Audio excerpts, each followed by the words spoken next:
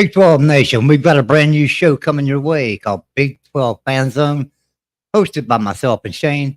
We'll be right back with you guys right after this bumper.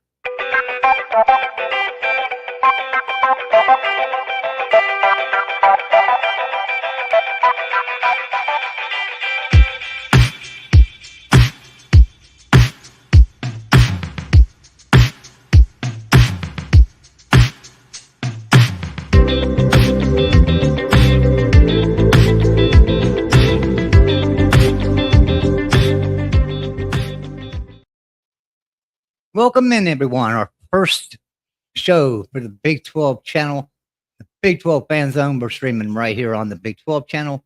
We're also streaming on the West Virginia channel and also over on the main channel right here at the Voice of College Football. I'm Joey Foster, and there's our co-host with us tonight, Shane. Shane is with us. Shane, tell them a little bit about yourself and where you're from and everything. Well, I live just north of Pittsburgh. I was in the military for 20 years. So I lived all over. I lived in SEC country. I lived out in Missouri, out towards Kansas, Texas. Worked at West Point, so I've been to a lot of Army games. So I've been all over, and I'm back in Western Pennsylvania. I love all college sports, more so the NFL, and I'll tell you what, I'm excited because there's some new blood, good blood in the Big 12, and I can't wait to see what happens this bowl season. And also on this channel, we'll be talking about the upcoming season, how the matchups are gonna, the schedules are gonna play out, and also we're gonna get into the NIL, what's happening there. When are the bumpers gonna be put on that? How's it gonna affect, if it's affecting, programs like Ohio State, how's it gonna affect, like our Baylor or Kansas? I mean, Kansas has been solid this year. Are they gonna keep rolling, or is the steam gonna be taken out of that machine because of kids transferring out? We don't know exactly how much NIL money they have. I just can't wait to find out about all these teams from the fans. If you guys are smart on your team, come on here, be your team's advocate. Let us know what we don't know. Make us smart on other Big 12 teams, and we're going to do our best to roll our sleeves up and educate ourselves on all of the teams in the Big 12. So we all know about the battle currently at West Virginia with Raquan Battle. Is that his name? Yeah, Battle. On the basketball team. Transferred in, NCAA not giving him a pass to play. West Virginia, along with several other universities, sued the NCAA or took it to court to try to get Battle to be able to play. The judge issued a 14-day restraining order on NCAA. So, right now, for this next 14 days, players that have transferred twice can play immediately. Right. And from what I understand, any player that transfers right now during this 14-day window will be automatically eligible to play. So it might have created a monster. It could have created a monster that could come back to West Virginia. Yeah, we'll touch on that real quick. So my take, and this is from hearing folks, talk on other podcasts. Also, I know a few neighbors. I didn't stay at a Holiday Inn Express, and I didn't go to law school. But hey, so the deal is this: the NCAA really doesn't have a leg to stand on. I'm gonna simplify it, because there's no consistency based off of they can't really, when they go into court, they can't really lay out, this is why we gave this kid this decision, and this is why we denied this kid. There's no outline for that. It's just like a pulse. It's like what they're feeling that day. And because of that, yes, the federal judge could come back and they could actually lose the case, and that injunction for 14 days can be reversed. They could lose their eligibility the next year. However, it's highly unlikely that a federal judge is going to backtrack. Just what I said earlier. There's no set course of an outline of this is A plus B equals C. It's just I like to call it West Virginia math. You're taking your shoes off and you're just counting how many toenails you have. It just doesn't make sense. So, Battle will probably, if I was West Virginia, I would get him prepped. I'd have him play because you're already, what, 4-4 or 4-3 or whatever the record is. We're not going to talk too much about b-ball. We'll maybe a little later we'll do a b-ball station, with talking about Big 12 in general. But I'll tell you what, it's why we're talking about it now is this has a lot to do with what's going to happen in the landscape of college football. And then we're going to get into the rabbit hole of Florida State. How does that affect the Big 12? Well, I'll tell you what's going to happen. Florida State was disgruntled to begin with. They weren't happy with their pecking order, what they're getting, the slice of the pie in the ACC. And you know what? I think the selection committee, I think they kind of remembered that, hey, sour grapes, that might have came into play when they were picking the teams to go into the championship. I think they picked the right 4. Sorry, but it is what it is. I was a huge Florida State fan growing up.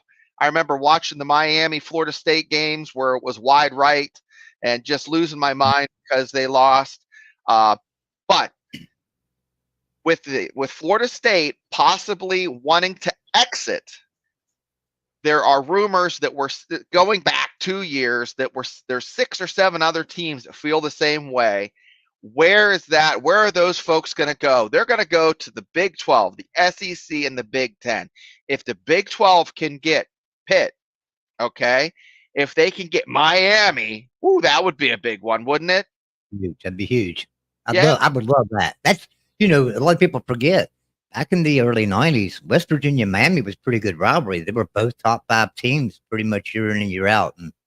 And things. Well, I'll tell you what, the Heat, man. I'll tell you what, using wrestling slang, I'll tell you what, they were the heels. They came into West Virginia in '93, and they were throwing whiskey bottles at the bus. The Mountaineers were crazy. They won that, and they ended up going 11-0, but that was a fantastic game. Miami is a program that isn't getting the love it should. It's still, I mean, they have documentaries on 30 for 30 about about the Hurricanes. Yeah. So, not to forget Virginia Tech. Hey, Louisville, come on the Big 12's way. We want you. Come on board. Let's have 3 divisions. And most Big 12 fans of old, back before West Virginia came in, when West Virginia and Louisville were both making applications for the Big 12 and the ACC, most Big 12 fans will tell you they would have rather had Louisville, a little bit closer, not as much travel, and they would rather had Louisville and West Virginia belonged in the ACC. Everybody knows that. Everybody knows that West Virginia belonged in the ACC. But great news for us. Guess where we are? We're in the Big 12. Yeah. And it's the strongest conference outside the SEC and Big 10. And so, and I agree. We got a one-loss team in the playoff and an undefeated ACC team didn't get in. So that's also great news for the Big 12 and can only catapult us up a little bit more. Help us with recruiting, help us with rankings, help us with everything from this point forward. So a future Big 12 school coming in, Arizona, Frank Beard just posted this in the chat. He says, big news about financial issues at an incoming Big 12 school, Arizona. $240 million budget shortfall. Athletics is a big reason. Arizona had to transfer almost $100 million to keep athletics afloat. Wow. That's hard to believe. Yeah. And we brought them in. Yeah, but they've had some trouble in football for the last few years too. Now they've got a great football program this year, a good football team this year. Yeah, they're going to be tough. I mean, the early preseason rankings, I think they had them as high as 12, 14 in that range. Basketball, they are, there's 4 of the top 6 teams are Big 12 teams. So Kelly McCourt, W men's basketball record is 4-5. Thank you, Kelly. I appreciate that.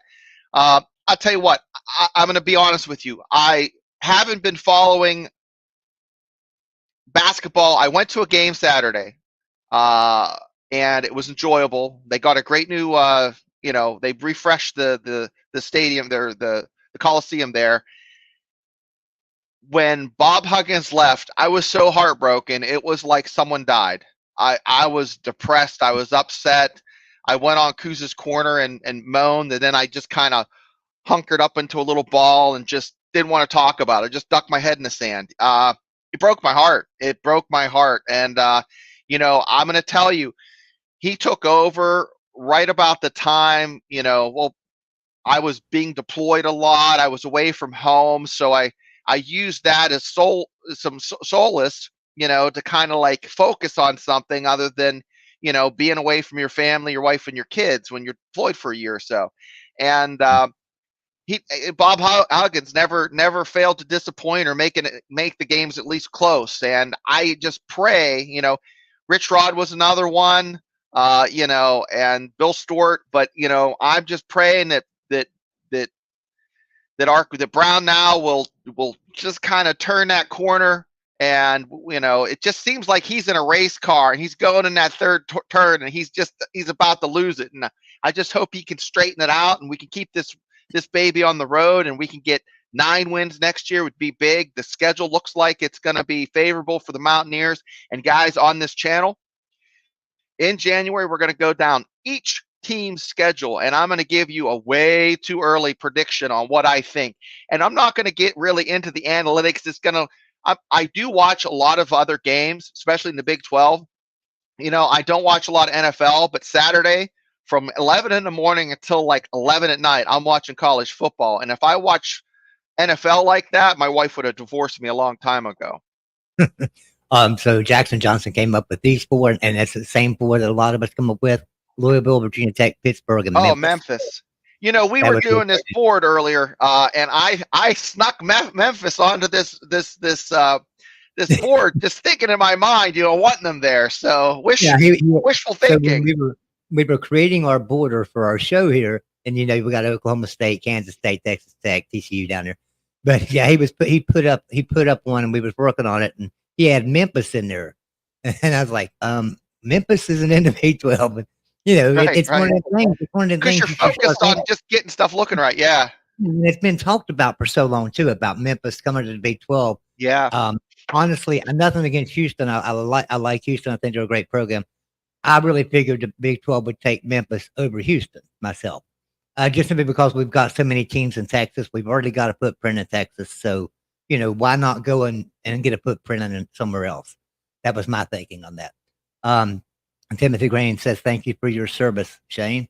Oh, it was a great job to have while I could have it. I was selfish on my part. Thank my wife and kids, Tim. Thanks, buddy. Jackson says trade Oklahoma State to the SEC for Missouri. That's an interesting thing because there's another Big 12 team. I mean, there's another Big 12 team that was going to go to the SEC. Right. They've been voted in and everything, and that was West Virginia back in 2011. And then the SEC, well, ESPN told SEC, "Hey, take Missouri. We need to be a footprint over there. We need a footprint over Missouri. You've got the East side. Let's stay over there west a little bit."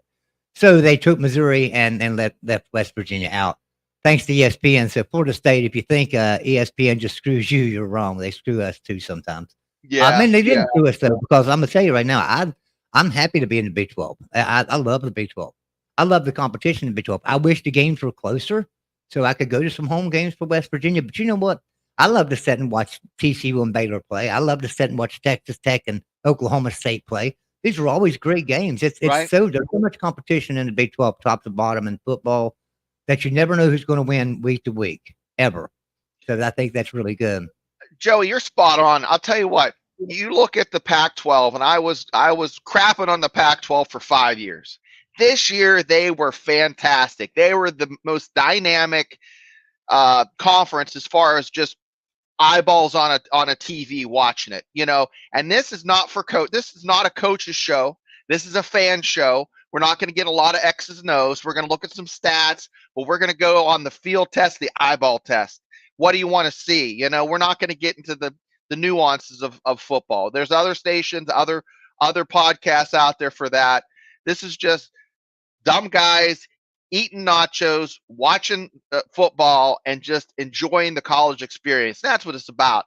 It's about getting out there. You know, I've been in tailgates in the SEC and I grew up going to Big Ten games. I've been out to Manhattan, Kansas. I've been up to Missouri. You know, I've been around, and I'll tell you what, there are some areas that just know how to treat people, and they just have that college feel.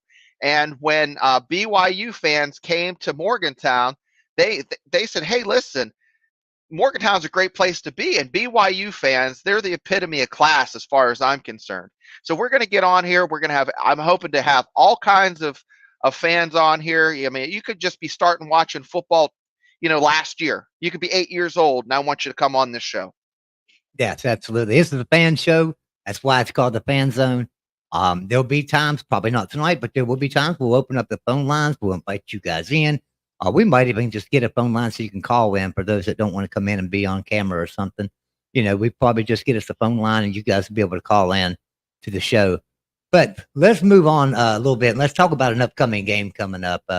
So we've got, you know, there's 7 bowl games on Saturday, which, you know, that's pretty good. That's pretty good opening to the bowl season, right? Is to have 7 bowl games.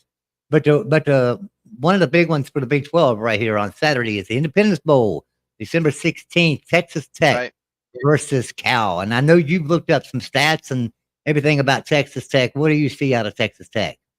Yeah, I'm gonna show you what I'm thinking here, and I'll tell you what. First thing I look at is I go by the previous games. Okay, you can't really do that in the NFL, but you can do that in college. And I'm going to share my screen here real quick.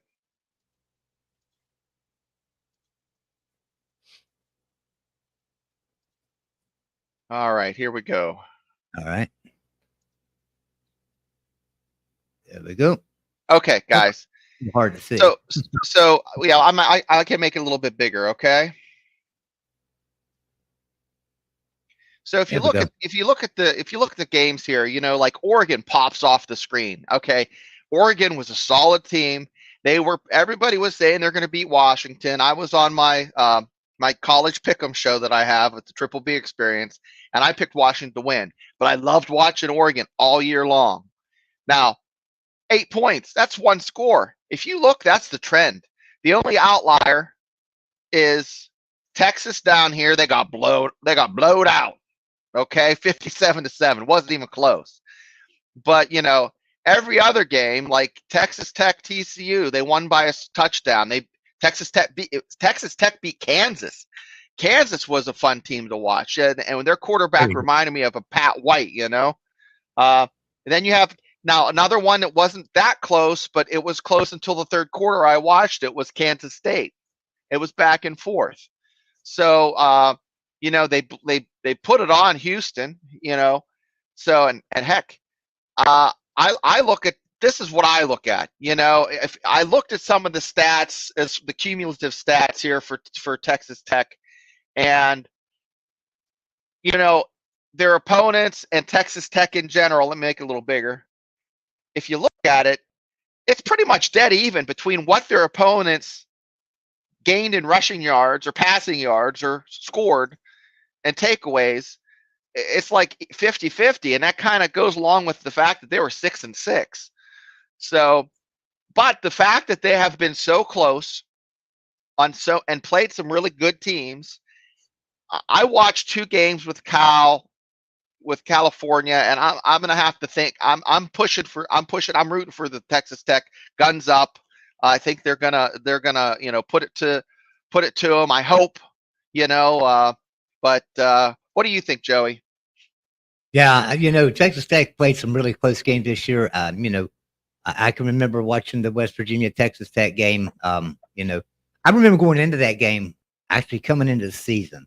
We all thought Texas Tech was probably going to be playing for the Big 12 championship. I mean, literally everybody guessed that it would either be Texas and Texas Tech or Texas and Oklahoma and Texas Tech third. You know, and then they come out, they play Oregon really close. You know, it was a really good game.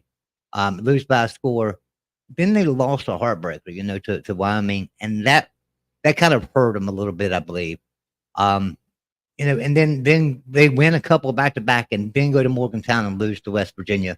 It was a little tough for them, I'm sure, because the players, the team, the country, the conference, everybody had Texas Tech finishing at the top of the conference. They didn't do bad. I mean, they did finish with a winning record, but still, and going to a bowl, but still not what they expected this year at all. Yeah, Joey, they started the season with hurt feelings. They went in there, they lost to Wyoming, and then they had to come back week 2 and play Oregon. If they'd have won that game at Wyoming, how much different would their season have looked? Because I'm sure the players are down a little bit. 2 more wins. I mean, they would have went 6-6 to maybe 8-4, 9-3. I mean, or it could have went the other way, because you got to remember some of these games are pretty close. Like Texas Tech, West Virginia, that was a real close one. UCF is another team. I don't want to get down into the rabbit hole of UCF. We'll talk about that when their bowl rolls around. But man, they were just an inch away from being they're a much better team than they show on paper, than the record shows. And you can say that about a lot of teams, and I know that's kind of a cop out, but I really think Kansas State is a team that is fantastic. I think they would have rolled through a lot of ACC teams. They could have won the ACC. They could have challenged FSU. I'm going to talk about a couple other teams in the Big 12 while we're talking about it. They could have challenged Florida State, since we're crapping on Florida State. I don't think West Virginia could have hung with them, but Kansas, when they were healthy, I think that would have been a good one, guys. Texas would have rolled them up. We have to remember Texas Tech lost their quarterback early in the season too. They did. So that made it rough for them. But and then they lost their second string quarterback as well with a shoulder injury. But now, from what I understand, he's doing a lot better. He had 14 days off. They give him 14 days off after the season to get his shoulder healthy. I think he should be ready to go. That's what I heard. So I think he's going to play. So that Texas Tech should be okay there. Have any other key players that you think we should watch out for on Texas Tech during that game? No one really pops out for me, and I know that sounds horrible, but I mean, as a whole, I think that I didn't see anybody that was that was starter, or that's transferring, that's not playing, like North Carolina against West Virginia. They have a laundry list of folks that are just, getting bus ticket out of town. Right. Yeah. Especially UNC. They've lost a lot of key players. West Virginia lost Zach Frazier, but that was kind of expected. He's just had surgery, and unfortunately he got hurt last game of the year. So let's flip the script for a second and talk a little bit about Cal then. Okay. Well, real quick, Joey, we got Yvette Stowers Foster. I just touched the like button and subscribed to your show. So thank you, Yvette. I appreciate it. And like and subscribe. If you like this, you're going to get more. If you don't, it will make less videos, right? Yeah. Well, you know what? We're gonna have videos come out through the week sometimes on the Big 12 channel. Yeah. We'll have videos on the West Virginia channel. We're going to do a live show here, and we will stream it to the West Virginia channel every Thursday night, same time, 7:00. And like I said, this show focuses on the Big 12, not just on West Virginia. We are a couple of West Virginia fans. We do have a TCU fan coming in with us here in about 20 minutes to talk for a little bit. So we have plenty of people that can come on as guests from other schools. So, this is going to be a great show. And like we say, it's for you, the fans. I'm going to flip the script here for just a second and talk a little bit about Cal, because Cal has some interesting key players. Running back Jaden Ott, sophomore, 1,260 yards. That's the most yards by a running back for Cal since 2011. Quarterback Fernando Mendoza. He was the third string on the depth chart at the beginning of the season. He was third string. He's now the leader of that team. They came out and won their last 3 games for them to get them bowl eligible. 1,447 yards, 13 touchdowns, 7 interceptions. Linebacker Caden Yalavi. He's the pack defensive freshman player of the year. I left the word freshman out there. Sorry about that. But he's the freshman player of the year in the Pac-12. 2.5 sacks, 2 forced fumbles, 2 interceptions, 59 tackles, 30 of them were solo. Now, their key losses, you know, they don't have too many key losses for Cal, but they do have some. Like their offensive coordinator, Jack Spavital, now gone, left for Baylor. He's already off campus and on campus at Baylor. So Mike Blish, the new offensive coordinator, former offensive line coach for Cal, is going to be calling this game. I guess it's sort of a early job interview for him. Let's see if he can, you know. And linebacker Caleb Ellerms, or I don't know how to pronounce his name. Sorry, I didn't name him. I don't know how to pronounce it. Yeah, that's a hyphenated one, huh? Yeah. But here's some of his stats, guys. I'm going to show you these real quick. The linebacker. This is going to be a key loss for them because this man had 92 tackles and 49 of them were solo tackles. Right? He played in 11 games. He had 3.5 tackles for loss, an interception, a fumble recovery, a forced fumble. He had 6 quarterback hurries. I mean, they're going to miss this guy. This is a key piece of their defense. So that's going to hurt them a little bit, especially against a team like Texas Tech. So, all right, let's call this game a little bit here. Let's see what we've got. We've got Cal offense versus Texas Tech defense. A Cal offense is 56th in the nation. Texas Tech defense is 86th in the nation. On the flip side, Cal defense is 106th in the nation, and the Texas Tech offense is 61st in the nation. So Cal, a little bit better on offense than Texas Tech. Texas Tech a lot better on defense than Cal is. I'm pretty sure that's why this line is -3 for Texas Tech. And we're going to give a pick on that game right here, right now. And so tell me, whoops, I just did something. Okay, I'm back. Sorry, I hit a button. So Texas Tech's favored by 3, over and under, according to where you go. Some I've seen as low as 57, as high as 58.5. My bet would be to play the over on this game. I would stay away from that line because when players are setting out, when players are transferring, and you know this is Thursday. A lot of things can happen between now and Saturday. They might have 5 players enter the transfer portal tomorrow and opt out of this game. And now Cal's got a lot of players that are playing this game that are already in the transfer portal. So Cal's got quite a few players in the transfer portal that are going to play this game for them.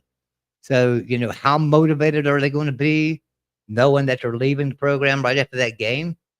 You know, so that's always something to look out for. And that makes you want to favor Texas Tech, but at the same time, same thing could happen at Texas Tech. That's why I stay away from the line here and I play the over. How about you, Shane? You know, that line keeps moving. I would actually take the over too, also on this, because I think they're going to score some points, but I don't think this game's a lock. I wouldn't put money on it. You know, it's going to be interesting. We'll see how. I mean, the Pac-12. It's hard to gauge the Pac-12 for me because they were so good. There were so many good teams from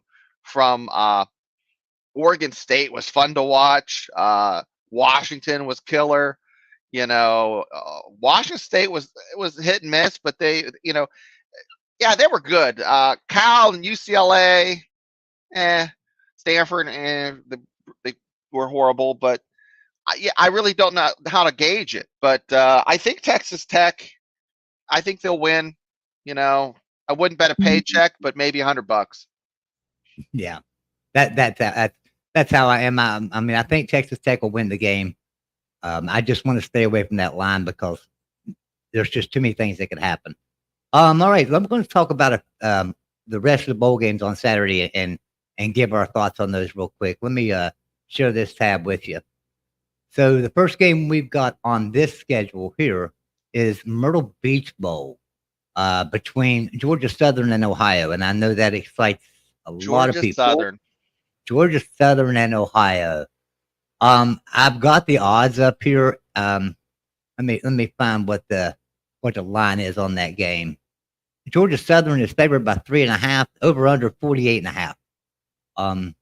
Another one of them 3.5 point games that you just Is want that to stay away is that from. the over and under? How many people are going to be in the stands for that game? Yeah. That's about what it'd be, 38.5. Yeah. Yeah. Shoot. 48 adults and one child. So Yeah, that's how it is. everybody's gonna be at the Tangier Outlet instead of going to the Myrtle Beach Bowl. I tell you what, that's this time of year. What's the weather like in Dirty Myrtle? Probably like 50s, 40s. I mean, Yeah. I don't know. I love Myrtle Beach. We go there frequently, but yeah, I don't think I'll be going there in November. How about that? How about that next game that's on here? The Cricket Howard versus Celebration Bowl. Florida Never, A&M. never even heard of the Cricket Celebration Bowl. I Howard and Florida A&M. I'll tell you what. Go to see the bands, the football game will actually happen, right? You go to see the Yeah. bands, the drum majors go out and do the acrobatics and crazy stuff, and that's the entertainment with Howard and Florida A&M. I'm just saying it. It's the truth. I love Yeah. watching their bands. So Florida A&M, a 7 point favorite in that, and probably not The Rattlers. at all. Probably not surprising at all on that one. Next game on there is the New Orleans Bowl, Jacksonville State. Old Rich Rod, the Fighting Rich Rodriguez Yeah, versus Rich Rod. We'll be watching that game, won't we? Yeah, Rich Rod. I saw a picture of him, and I'm like, well, he kind of aged well. And then I realized when he was young, he had a dad bod. So he didn't really, there's really no correlation. Either that or, but Rich Rod and old Jacksonville State, he inherited Deion Sanders' team. And I'll tell you what, I watched a little bit of that Prime on Amazon Prime, and it sucks you in. I mean, we're going to be talking about Deion, and I'll tell you what, after they lost 2 games when they were like 4-3, I was like, okay, he's eating a little bit of humble pie. But you know what? I was enjoying the ride for those 4 those wins. I'd like to see who was on the sideline, and I was buying into the hype.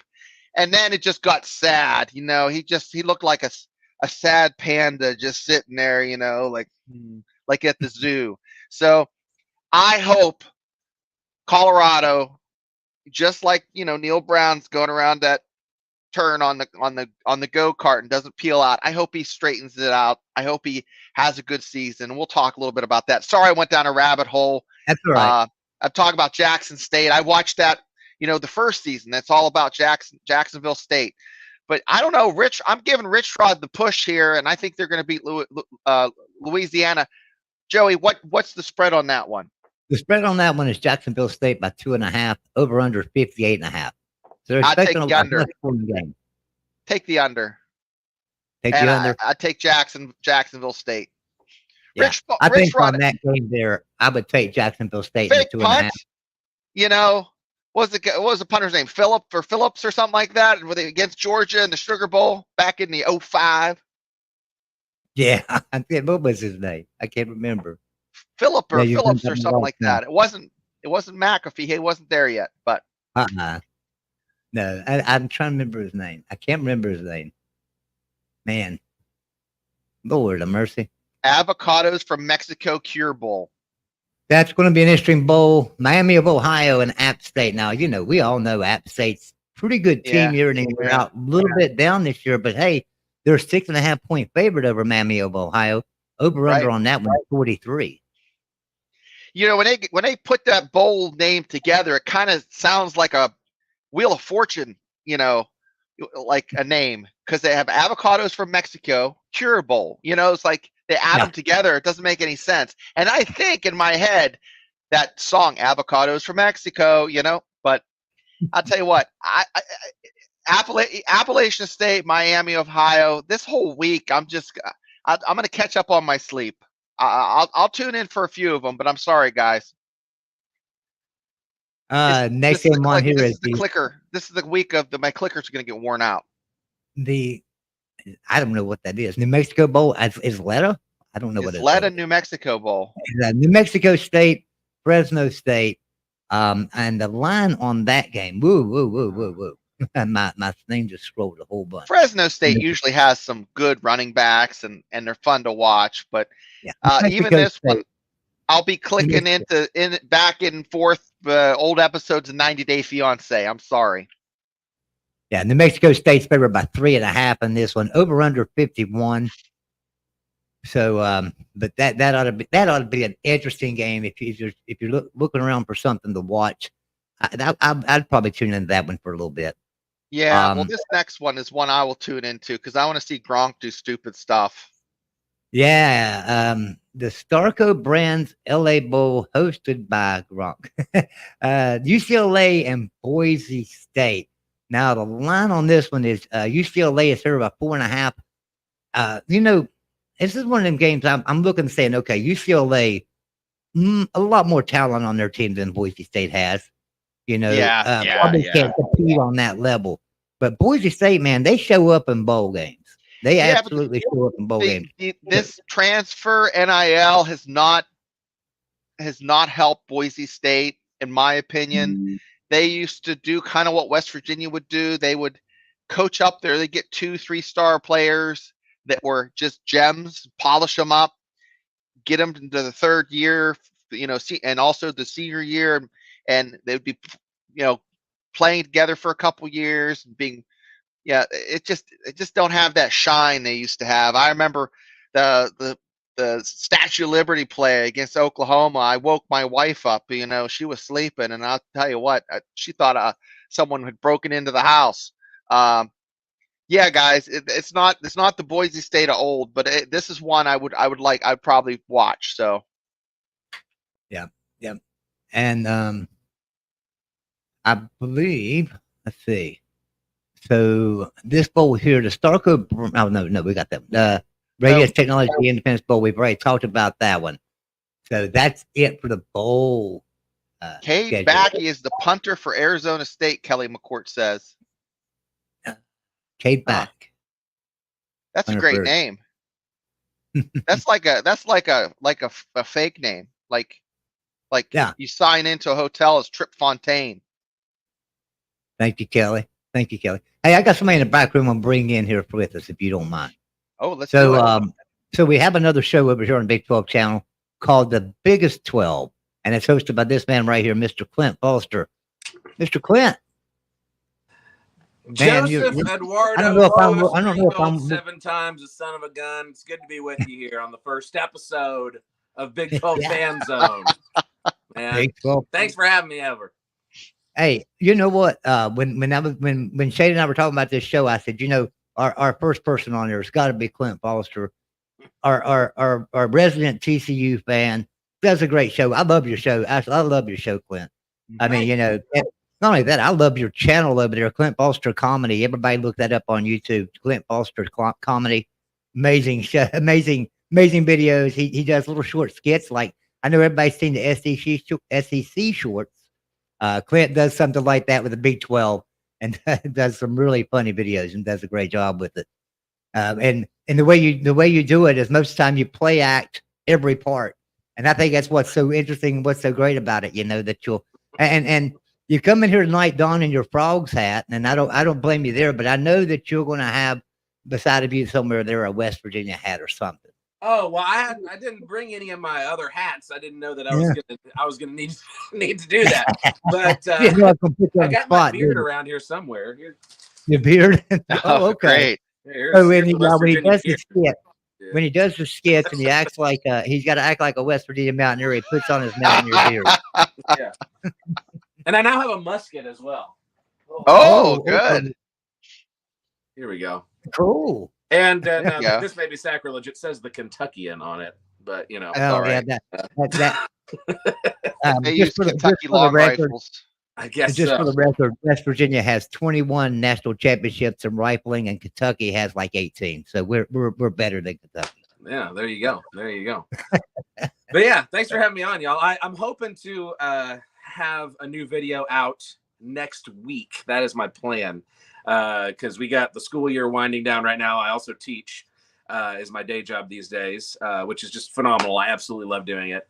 What grade? I've been kind of buried under grading here the last 2 weeks. So hoping now I have a script written, and I'm hoping to have an opportunity to produce this next video, maybe this weekend, maybe Monday, but soon, definitely soon. While you're here, Clint, and before you leave, because I've got to get your take on this. So the Independence Bowl this weekend, Texas Tech and Cal. Texas Tech favored by 3.5, and over under 58. What would you do on that game? I told everybody to take the over. I wouldn't touch this line. Yeah, I would take the over in that for sure. I mean, to me, this is absolutely a Texas Tech win. For those of you who tuned into the Biggest 12 on Tuesdays, we do it every Tuesday night at 6 o'clock Central Time. I somewhat unintentionally picked every single Big 12 team to win their bowl game. I was like, I did not set out to do this, but that's just the way I was like, I see all of them winning. But yeah, this is the one that I feel like I'm most confident in. Cal has now lost their starting quarterback, former TCU player Sam Jackson. He's in the transfer portal. Cal's not an especially threatening program anyway. And, you know, by all accounts, Texas Tech's going to be excited to be playing in Shreveport. So I give the edge to Taj Brooks and Baron Morton and Texas Tech. Yeah. I just think it's a better team. There are some important festivities going on in that bowl game that started today down there in Shreveport. I'll tell you, if you haven't ever been to Shreveport, I love Shreveport. Shreveport's a nice little city, but they're like tomorrow though, they've got the parade, the Independence Bowl parade. They'll have Texas Tech's band, Cal's band. They do the what do they call it? The duel of the bands or something. But that's going to be a really good game down there, and all the festivities start tomorrow. You can find that over on Texas Tech's website, and I apologize I didn't bring up all the information on that. Timothy Green says howdy to you there, Clint. Yeah, what's up? That's a Biggest 12 acolyte. Good to see you, friend. Yes, I know. The Going band from Raiderland, man, they've been doing a lot of going here recently. I don't know if y'all saw they were at the Macy's Thanksgiving Day parade. Yeah. That parade was an interesting broadcast this year overall. But I was like, hey, Texas Tech's band. Yeah, like, there's something I'm into. And welcome in, Kenny. Welcome in, Kenny. Glad you're here, buddy. Kenny's a good friend of mine. I know Kenny real well. Well, what's it like? I want to ask you, Clint. What's it like to have one of the best color palettes in all of college football? What's it like to be a fan of a fantastic team that has great colors? I'm glad that you brought that up, Shane. Yes, because I think purple is a great underutilized color. I absolutely adore it. And obviously, most of my wardrobe is purple. As you can imagine, I have a purple car now. I just think it's a great color. It's a fantastic color. What is kind of shocking is how little TCU chooses to wear it these days. I feel like every time, obviously we have purple accents in all of our uniforms, but I feel like we've been wearing more black than anything. The all whites that TCU had were. Oh, I love the all whites, man. That may be. If it's not my favorite all-time uniform of TCU, our current all whites, it is like number 2 behind maybe the Rose Bowl uniform, just because I love that rose in the frog's mouth. But that's a very, very good look. And that frog, it looks mean. It looks like it could have been in a 90s Marine Corps recruiting video. Like it looks mean. Like a Pokemon, honestly. Yeah, it looks good. It looks like a Pokemon. I love it. But I got a lot of love for that frog. I love all of the retro logos. Like I love the frog wearing the sweater, and I'm wearing a retro logo today. This grumpy fellow. But yeah, you can't beat the Pokemon frog, the little grumpy frog on our helmets. It's a solid logo. Thanks, Bubba. So that's Bubba Brewer. I've been on his show on and off for about a year, and he has the Triple B experience. So if you like the Steelers and NFL, and then Fridays he does a pop culture show. Bubba wrestled for a number of years, so he has wrestlers. He interviews, anybody you can think of. He's had on there. He had the guy that was in Home Alone. He had a guy that was in the Christmas Story. So it's just so eclectic. And then he does a mega cast with a bunch of just a bunch of hill jacks talking about stupid stuff. So sounds like a time. I popped into the show the other night and watched it for the first time. I enjoyed it. Does a good job over there. It's a great show. Now Timothy says his favorite color uniform is the most winning color. Well, Tim, what would that be? Because the Mountaineers wear yellow. They crap the bed. Most of the times they wear those banana things. I hate those banana uniforms. My favorite uniform is most fans. Yeah, most fans disagree with me, but my favorite one is the coal uniforms for the coal miners. Those were kind of neat. I like. And I also like the Texas Tech uniform this year, the black ones. Oh yeah, those are sharp. Those are sharp uniforms. I really liked West Virginia's, just like the early 2000s, the navy and the gold accents. Like I thought that was Yeah. I like. I'm sure they'll come back in a throwback look soon enough, and we'll feel extra old. Like, oh my god, 2007 throwback. Yeah, I know it. Timothy Green says blue. Get that. Timothy Green says blue. So blue. You got the green. I like the blue helmet with like with either white or blue. I like that. I like blue pants. I don't like the gold pants as much, and that's the standard thing. The gold pants with the blue and the blue helmet. But the all whites were nice for the Mountaineers. They had a black and blue jersey for against Pitt. It was black with navy blue stripes, and the numbers were navy blue. You couldn't even read the numbers, but it was kind of neat. But yeah, I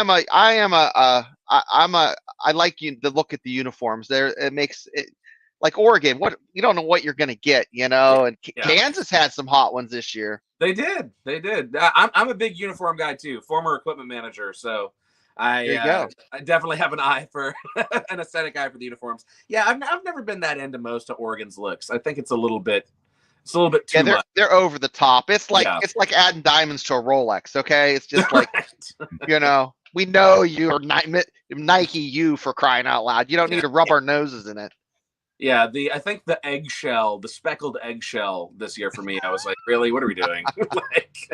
We're doing duck egg. Say, Wyoming has the saddest color scheme. Oh yeah. They've done better with it lately, I think. But like back when we were in the Mountain West playing them, and it was just literally like a bunch of turds on the field, like just solid brown uniform, like brown pants, brown jerseys, brown or white helmets sometimes.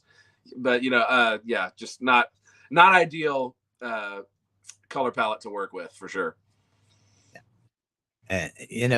Sometimes though some of the most plain Jane uniforms are some of the best teams, like Penn State, for instance. Remember when Joe Paul was there, no names on the uniforms. And they don't have them now. Yeah, they took them. They had them for a little bit, to recognize the players that were going through the suck when they were going through all the the bad things. And then they stripped them again. And also, Joe Pa used to have them wear black shoes before black shoes were popular, and black socks, because you know why? He said on tape that guys look slower. Huh. Probably true. Yeah. That's true. Interesting. I know as Mountaineers, we underestimated their speed quite a bit back in the 80s. Yeah. I grew up going to Penn State games. So, yeah. We were talking about that a while ago. So my wife and I traveled the country for 4 years in an RV, and I didn't get to go to any games, but I did get to go by quite a few stadiums. I've been by Kansas and Kansas State, Oklahoma State, Texas, TCU, Texas Tech, Baylor. I've been to all those, and Independence Bowl, Liberty Bowl, been all around the country.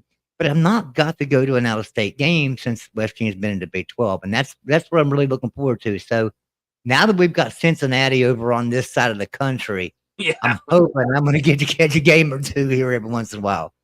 Well, shoot, we may have Louisville before long, if things are going the way be fine with me. If the ACC breaks up, I'll be okay if I'm take Louisville and Pitt. Bring them right on in here, especially Pitt. Yeah. So that, we can. Hey, Clint, I don't know how old you are, brother, but 04, 33 05, this month.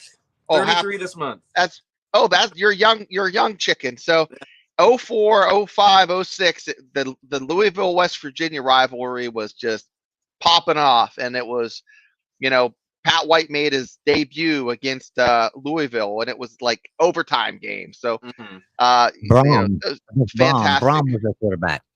Remember that Braum? What was his first name? I knew his last name was Braum. I think it was Blake Braum. Wasn't it Blake Braum? Blake Braum, Jake Braum. Blake Braum. Yeah, that was Louisville's. Yeah. Yeah. I hated Louisville back then too, because they had just come out of Conference USA, where we played them in close games all the time. And I hated Louisville in the early 2000s. So I remember whenever they left for the Big East, and that made me exceptionally mad that now they were going to be in a power conference and we were still on our long climb back, But yeah, the good old 2000s, man. So what grade, Clint? What grade do you teach? So I teach high school. I teach freshmen and seniors mostly, and history. Yeah, so I have freshmen in Western civilization, and I have seniors in government. And I've been grading a lot of research papers and projects the last 2 weeks. Yeah, it's a blast. Well, you'll have a nice break coming up for the holidays, which will be good. Yeah, and like I say, I'm hoping to get at least one video done during all of that. But we'll see what happens. I got to get. So I have a lot of things like on the docket that I want to produce. But a lot of it is just like, okay, I have the concept. I just need to write the script for it, and then find the time to shoot it, and then find the time to edit it. It's a lot of effort that goes into these videos. I like doing it, but sometimes it's just like finding the hours in the day. I've always told him though he's got to get the West Virginia accent down though. He doesn't have that accent quite down yet. He's got to get the old twang in there. He's got to learn that when you say education, you really mean edumacation, things like that. He's got to get the really hillbilly country style of speaking. Well, it's surprisingly hard to speak with this thing on. I can imagine. Without it like moving all over the place. I guess I can get the spirit gun, but we just got to get you the suit. You got to get you the whole suit. Oh yeah, buckskin. There you go. Maybe I need a Patreon and fund a buckskin suit for me. Yeah, once you wear the buckskin, you'll want to eat nothing but meat. Yeah. Kenny reminded us in 2008, Pat led the best comeback. That's a good one. Yeah. It was a good comeback. I don't know. I can remember probably back before a lot of people can remember. Back in the early 80s, we had a game against Maryland.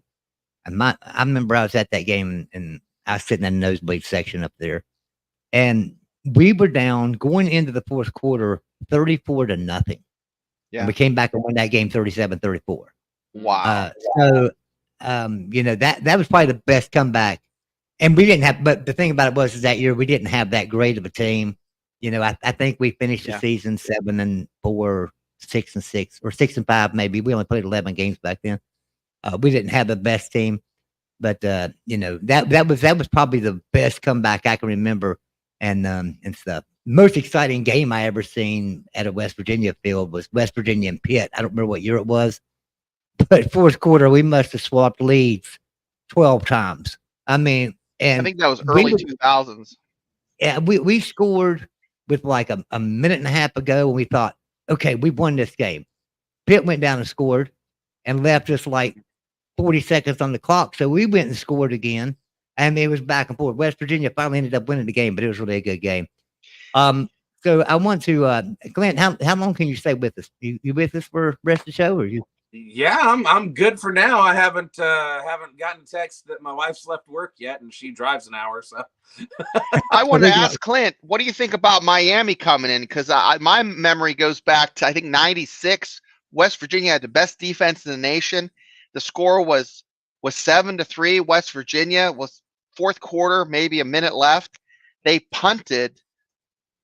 Miami blocked the punt, ran it back for a touchdown. They lost 10-7. So what do you think about Miami coming to the Big 12? Oh, I'd love to have Miami in the Big 12. I mean, it's a big brand and it'd be fun. I feel like I feel like you could draw a lot of similarities between TCU and Miami. Right. A little bit less criminality, but you know, a lot less criminality, both private institutions. The whole rags to riches thing, and you know, I think that'd be a fun. I mean, I would love to go down there for a game. I have a map back there of push pins of all the places that I've been to for games, and the East Coast is quite sparse. Right now it's just like Clemson, West Virginia, and that's pretty much it on the East Coast. Oh, you've been to Morgantown? Okay. Yeah. My senior year, actually, in 2012, I was there for that game because I was an equipment manager with the team. Cool. That was a fun game. That double overtime game. Josh Boyce catches the 2-point conversion. I was there. Yeah. I was so there. We were both there then. Yeah. That got us full of. That was 10 years ago. I can't believe it. Can you believe that was 10 years ago, man? Yeah. Where's the time go? But at least we're still in Big 12. I know a lot of people don't believe this, but to me, all right. So for most people, it seems like only yesterday that Rich Rodriguez was the coach of West Virginia, right? Right. To me, it was only yesterday that I go back to Bobby Bowden was the coach of West Virginia. You know, back in the 70s. I'm back there. I started watching West Virginia football even before Bobby Bowden got there, but started really getting into it when Bobby Bowden was there. You know, and I always tell everybody this too, because this is really important. When you start putting down your coach and you want your coach to leave, right? You got to watch what you say and what you do there, because Bobby Bowden, this state was scalding him. They wanted him fired. They wanted him out of here, and he went to Florida State and built a dynasty, right? Mm-hmm. So you know, that should be on all of our brains. And there was times that this state tried to run Don Nehlen out. Believe it or not, there were times that this state tried to run a Hall of Fame or 2 Hall of Fame coaches, Bobby Bowden and Don Nehlen, out of Morgantown. And so, you know, this thing about Neil Brown and trying to run him out for things, might want to watch what you do there, because he's liable to go ahead and leave the first offer he gets and go and build a dynasty that he was planning on building here in Morgantown. So yeah, man. Hey, I am a certified climb truster, man. It's easy for me to say that as a TCU fan outside looking in.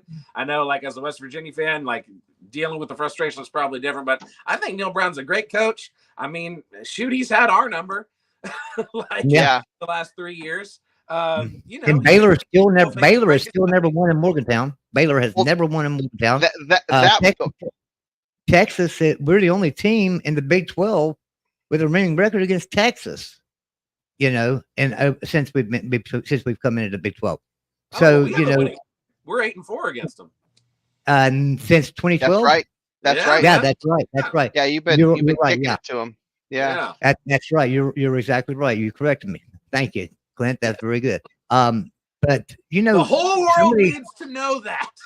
Yeah. Well, there was a senator. There's a congressman from Texas who was a TCU grad. She made it blatantly clear to all of the United States that TCU has owned Texas. Yes. When this whole exodus was happening. So, hey, before I forget, the Bowden boys, you know, Terry, and you know the famous Bowden boys. They have good coaching resumes, and when on Frat Hill they hung Bobby Bowden in effigy. Can't remember which one of the boys. The story was told to me when I was deployed with an older fellow who went to school there in the 70s. They took a 2x4 up there and proceeded to beat the snot out of a few fellas in that fraternity that had Bobby Bowden hung up. So, you know, and then after Bobby left, they got Cignetti in. Cignetti's son Kurt was our quarterback. And now he's Indiana's coach, isn't he? Didn't he get hired to Indiana? Yeah, he went from Pitt. He was Pitt's offensive coordinator. That's the other Cignetti. That's the brother. Kurt was coaching out in James Madison. They had a real good record this year, and he just got hired. So there's a lot of good coaches that come out of that neck of the woods. So yeah, you know, listen, every good college football coach. I bet if you look back on a lot of Hall of Famers from back before social media, a lot of them had bad years. I mean, a lot of them had 2 or 3 bad years. Right. But back then, you didn't just fire a coach for having 3 bad seasons. You stuck with him and helped him to recover that program, and he went on. But not the fan bases. The fan bases wanted him out. The problem was we didn't have social media then, so there wasn't a bunch of idiots like me on YouTube hollering, fire him and get rid of him. He's got to go. You know, we've got loud voices. We may not think we do, but we've got loud voices up, when it comes to that stuff. So I'm not one to ever get on here and say, we need to fire Neil Brown. Now, I was one to get on here and say, I do not like Daniel Holgorsen. Daniel Holgorsen needs to go. He's not a good coach. He's a great offensive coordinator. I'd love to have him back in Morgantown as the offensive coordinator, never as a head coach. Yeah, he didn't have really an indictment on you as a head coach when you sit there and say, I can't recruit at the level that I need to recruit at to win here. Like, right. Saying the quiet part out loud, man. Okay, like, please leave. So think about how stupid of a comment that was after following Rich Rodriguez, after following Don Nehlen. So you're coming to Morgantown saying you can't recruit at the level you need to win around here. So you mean all those 10, 11, 12 win seasons for nothing? Yeah, but guys, you got to remember this: the recruiting, the whole it has had a seismic shift. Just 10 years ago, you could be a program like West Virginia and be successful because every second or third year you had guys that you were grooming and coaching up. You can't do that anymore. Yeah, TCU is another example of that. Going back to, going back 10 years ago when you were there. Yeah. So it's one of those situations where, you can actually coach up players and do some coaching. Now you're a used car salesman. I look at the West Virginia, just for instance, as of this morning, I haven't looked this evening. As of this morning, we lost 12 players to the transfer portal. 11 of them are depth. 11 of them, they got in the game occasionally, but they were just getting built up for next season and the following season. Yeah. And they go and transfer on you. It's hard. Makes it real tough. Everybody's whispering in somebody's ear, telling them they're going to get more playing time or more money. Yeah. It's just, oh man, I don't know. I think there's going to have to be some congressional, maybe some, guide rails put onto this roller coaster. Yeah. Because I don't know where the next stop is. What's going to happen? Yeah, I don't know what we thought was going to happen. But it's totally the Wild West, more so than it ever was, like in the 80s or any other time. I mean, I've talked to coaches who are like, it is freaking exhausting, man. It's the worst, like assistant coaches, of how, not only now do you have to go into like recruits' homes being ready to like offer them money, in addition to like all the normal things you pitching them on, but you have to be recruiting your own guys constantly. Like, it's almost like you're hamstrung. You can't really fully coach because you're so busy trying to recruit them to convince them to stay. Yeah, it's crazy. Then how much was that disproved to him when he left and he goes to Houston? And I don't think he ever got better recruiting ranking than 67. I think was what he never did that. Yeah, and friggin' one of the most fertile recruiting hotbeds in the entire nation. Right. And you're 67th in the country, and West Virginia's 30th, and you can't recruit to West Virginia. You can't win there, so I'm going to Houston to recruit 67th. I'll tell you what, man, I think Willie Fritz is fixing to turn that thing around. I think that was a great hire for them. Now, he's a good coach. He's a good head coach, so yeah, there's gonna be a difference there. Yeah, but Clint, that's and Joey, that's the transfer part of it. Or we're not even talking about the donors. You literally have to, give lap dances to alumni to get dollar bills for your program for your NIL money. Yeah, I mean, it's just so they're making. And we all know this. And I've said this a million times on every show I go on, and we get into the NIL discussion. They've got to get rid of the pay-for-play rule so that these athletes can sign a contract that ties them to that university. Right. So that when Toothman Ford here in West Virginia wants to sign an NIL deal with somebody, they could say, so long as you play for West Virginia for 4 years and you play all the games and don't sit out bowl games, stuff like that, we'll give you $1 million when you graduate. And until then, we're going to give you $35,000 a year to play right here at West Virginia, and $1 million for 4 years of playing. before you ever leave the university, you'll get $1 million. But they can't do that right now. So there's nothing to tie them to that university. So they're just there right now. They're chasing dollars. And hey, I don't blame them. I would do the same thing. If I was an 18-year-old football player and Ohio State offered me $1 million and I went up there and Texas came to me and said, hey, I'll give you $2 million. I'm going to Texas. I mean, right? Especially if you're coming from an underprivileged background. I mean, yeah, you'd be foolish not to take it. Of course. Exactly. So, I can fully understand that. So that's what they have to do, in my opinion, is get rid of that pay-for-play rule. Now, that's going to open up a lot of crap, I know. But at the same time, it will help the transfer portal. It'll stop all these transfers, because they're tied to these universities. And then we might get a sense of direction of where programs can actually go with NIL. Right now, it's a free-for-all. Just because a player doesn't fit in at Miami like he should, and he can only get a $25,000 NIL deal, he might fit in at Auburn perfect with their scheme and get $100,000. So he leaves Miami instead of developing into Miami's scheme like players used to do. Now he leaves Miami and goes to Auburn because he says, hey, I could play right away. Yeah, but you're not learning anything. You're not developing. You're not building that college, that college football. We always say once a mountaineer, always a mountaineer, right? And that's true. But when you come to, I have a problem with that now. When you come to this university as a freshman and you're redshirted, and then you come out in your sophomore year and you play a little bit, and they're developing you and you're going to be a great player. And then you hit the transfer portal. I got a real problem with you with that, because now all of a sudden my university has developed you into the player you are today, and you just left them behind dry. Yeah.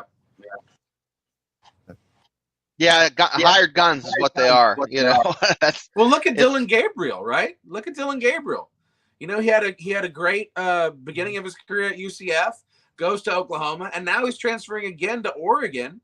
And who's really hurt by this is the high school kids. I mean, speaking as a high school teacher, I mean, I have several of my students who are recruits, and they're like, man, it freaking sucks, because I mean, I teach at a private school.